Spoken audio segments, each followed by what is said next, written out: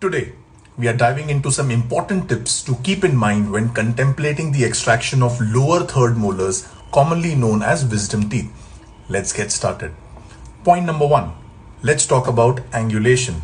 Mesioangular impactions are much easier to handle compared to distoangular ones. Horizontal impactions may seem tricky, but are generally easier than they look.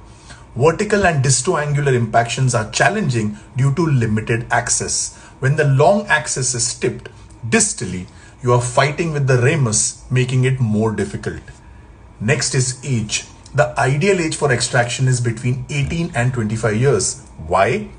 The bone density is optimal, root formation is in progress, the tooth is functional with ample follicular and periodontal ligament space.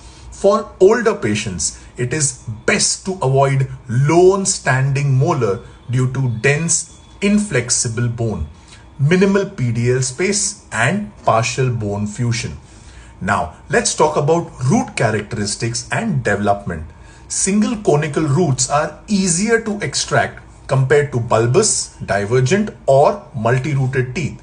Ideally, roots should be half to two-thirds developed for a smoother extraction process. PDL space and follicular space. More space in the socket means it's easier to place the instruments with less bone interference. Younger patients typically have more of this space available. Retromolar space. Retromolar space measured from the distal of the second molar to the anterior of the ascending ramus is the key.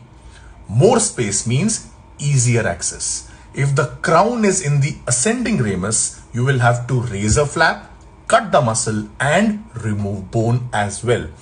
Depth of application is another critical factor.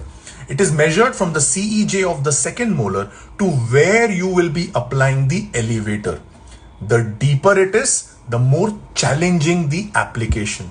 This is one of the most important considerations for lower wisdom tooth extraction. Proximity to the second molar can complicate things. If the roots are touching, there is no space for the instruments, commonly seen in distoangular impactions.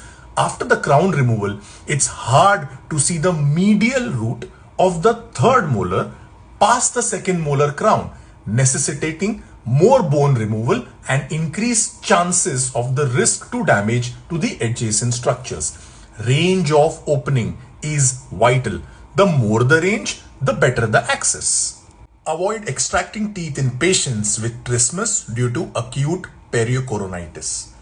Remember to share it and save this video when you are planning your next lower wisdom tooth extraction. Take care. See you soon.